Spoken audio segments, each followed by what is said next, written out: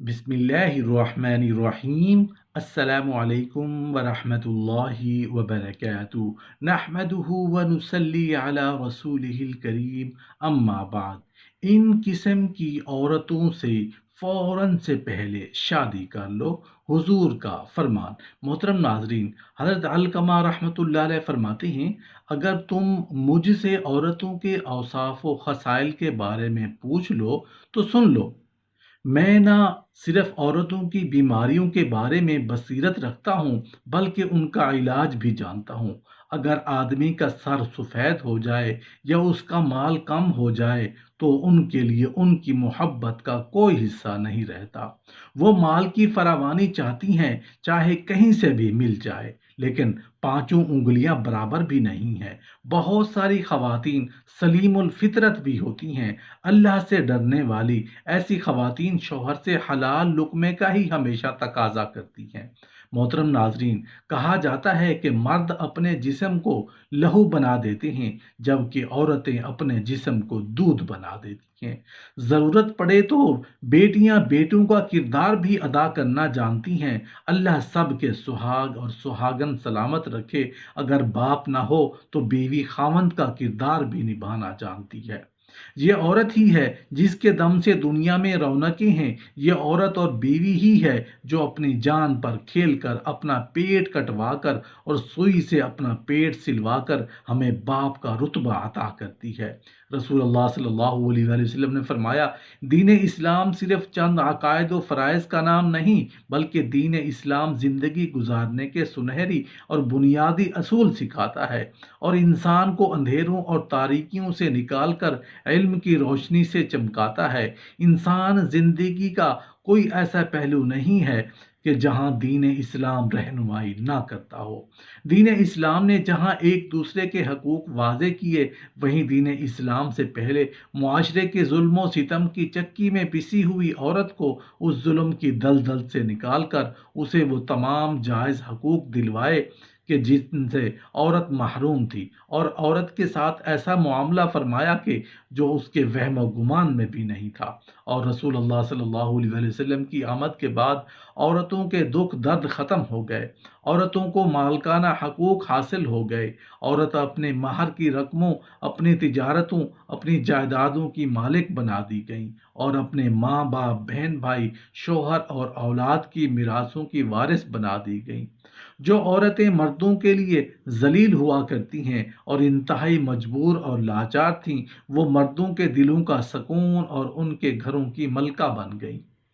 قرآن میں ارشاد ہے، تمہارے لیے تمہاری ہی جن سے جوڑے بنائے کہ ان سے آرام پاؤ، اور تمہارے درمیان آپس میں محبت اور رحمت رکھی۔ اسلام اس قدر پیارا مذہب ہے کہ جس نے دنیا میں پہلی بار ظلم و ستم میں گرفتار ہستی کے آنسوں کو اپنے دامن کرم میں جذب کیا، ان کے زخموں پر شفقت و محبت کا مرہم رکھا، اور اس طرح مظالم کے باب کو ہمیشہ کے لیے بند کر دیا، اور وہ تمام حقوق دلوائے کہ جس کی وہ حقدار تھی۔ عورت مختلف مراحل سے گزرتی ہے، کبھی بیٹی کے روپ میں، بہن کے روپ میں، بیوی کے روپ میں، کبھی ماں کے روپ میں، لیکن دین اسلام نے اس کے ساتھ کبھی نا انصافی نہ ہونے دی۔ اور یہ اسلام وہی ہے کہ جس نے نکاح کے ذریعے عورت سے قائم ہونے والے رشتے کو مرد کے آدھے ایمان کا محافظ قرار دیا ہے۔ یہ اسلام ہی ہے جس نے بیویوں کو شوہروں کی جانب سے ملنے والے حقوق، مہر اور بیوہ ہو جانے کی صورت میں شوہر کی وراثت میں حقوق عطا فرمائے۔ رسول اللہ صلی اللہ علیہ وآلہ وسلم نے فرمایا، جن عورتوں میں یہ نشانیاں ہوں وہ بہت بابرکت عورتیں ہوتی ہیں۔ ان قسم کی عورتوں سے فوراً سے پہلے شادی کر لو۔ عورت کی بابرکت ہونے کی علامت میں سے ایک یہ ہے کہ اس کی طرف رشتہ بھیجنے میں اور رشتہ منظور ہونے میں آسانی ہو۔ نمبر 2، اس کا مہر آسان ہو، یعنی بہت زیادہ پیچیدہ نہ ہو۔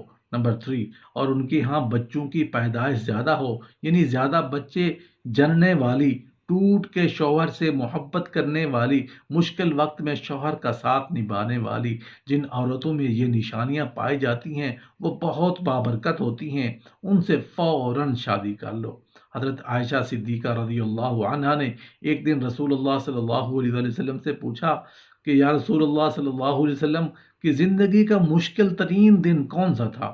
تو رسول اللہ صلی اللہ علیہ وسلم نے فرمایا کہ میری والدہ نے 7 دن دودھ پلایا اور پھر 8ویں دن دشمن اسلام ابو لہب کی کنیز کو یہ اعزاز حاصل ہوا، اس نے مجھے دودھ بھی پلایا اور میری دیکھ بھال بھی کی۔ یہ چند دن کی دیکھ بھال تھی، لیکن ہمارے رسول اللہ صلی اللہ علیہ وآلہ وسلم نے اس احسان کو ساری زندگی یاد رکھا۔ مکہ کا دور تھا تو صوبیہ کو یعنی ابو لہب کی کنیز کو میری ماں کہہ کر پکارتے تھے اور ان سے حسن سلوک اور مالی معاونت بھی فرماتے تھے۔ اور جب مدنی دور آیا تو مدینے سے ابو لہب کی کنیز کے لیے کپڑے اور رقم بھجواتے تھے۔ یہ ہے شریعت۔ حضرت حلیمہ سعدیہ رضائی ماں تھی، یہ ملاقات کے لیے آئیں تو جب رسول اللہ صلی اللہ علیہ وسلم نے دیکھا تو اٹھ کھڑے ہوئے، ان کی طرف دوڑ پڑے۔ وہ جب قریب آئیں تو اپنے سر سے چادر اتار کر زمین پر بچھا دی، جسے ہم کائنات کی قیمتی ترین متاع سمجھتے ہیں۔ رسول اللہ صلی اللہ علیہ وسلم نے انہیں اپنے پاس بٹھایا، غور سے ان کی بات سنی اور ان کی تمام حاجتیں پوری فرما دی۔ یہ بھی یاد رکھیے کہ حضرت حلیمہ سعدیہ نے اسلام قبول نہیں کیا تھا، وہ اپنے پرانے مذہب پر قائم رہی تھی۔ جب مکہ فتح ہوا اس وقت حضرت حلیمہ کی بہن خدمت میں حاضر ہوئی۔ رسول اللہ صلی اللہ علیہ وسلم نے حلیمہ سعدیہ کے بارے میں پوچھا تو بتایا گیا کہ وہ انتقال فرما چکی ہیں۔ رسول اللہ صلی اللہ علیہ وسلم کی آنکھوں میں آنسو آ گئے، روتے جاتے تھے، حضرت حلیمہ سعدیہ کو یاد کرتے جاتے تھے۔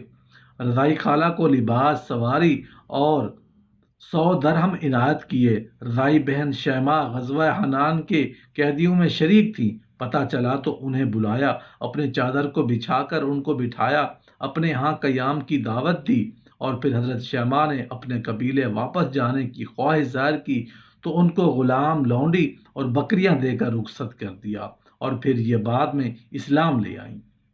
عمر بن عبدش مشرک بھی تھا، ظالم بھی تھا اور کفار کی طرف سے مدینہ پر حملہ آور بھی تھا۔ جنگ کے دوران عمر بن عبدو مر گیا، اس کی لاش تڑپ کر خندق میں گر گئی۔ کفار ان کی لاش خندق سے نکالنا چاہتے تھے، لیکن ان کو خطرہ تھا کیونکہ مسلمان ان پر تیر برسا دیں گے۔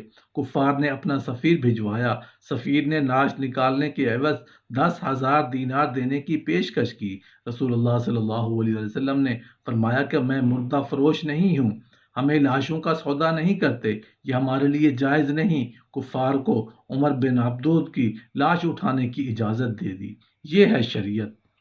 ایک شخص امیر المومنین حضرت عمر رضی اللہ عنہ کی بارگاہ میں اپنی بیوی کی شکایت لے کر حاضر ہوا، اور جب وہ شخص آپ رضی اللہ عنہ کے دروازے پر پہنچا تو ان کی زوجہ کلثوم رضی اللہ عنہ کو ناراضگی کے عالم میں گفتگو کرتے ہوئے سنا، اور پھر جب اس شخص نے یہ سنا تو یہ کہتے ہوئے واپس چلا گیا کہ میں تو اپنی بیوی کی شکایت کرنے کے ارادے سے آیا تھا، مگر یہی معاملہ تو خود ان کے ساتھ بھی ہے کہ یہ میرا مسئلہ کیسے حل کریں گے۔ امیر المومنین حضرت عمر رضی اللہ عنہ نے اس شخص کو بلوایا اور آنے کا مقصد دریافت فرمایا۔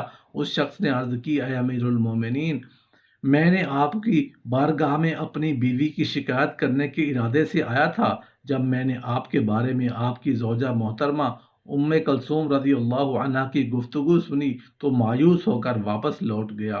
تو امیر المومنین رضی اللہ عنہ نے ان سے ارشاد فرمایا، میری بیوی کے مجھ پر چند حقوق ہیں جن کی وجہ سے میں اس سے درگزر کرتا ہوں،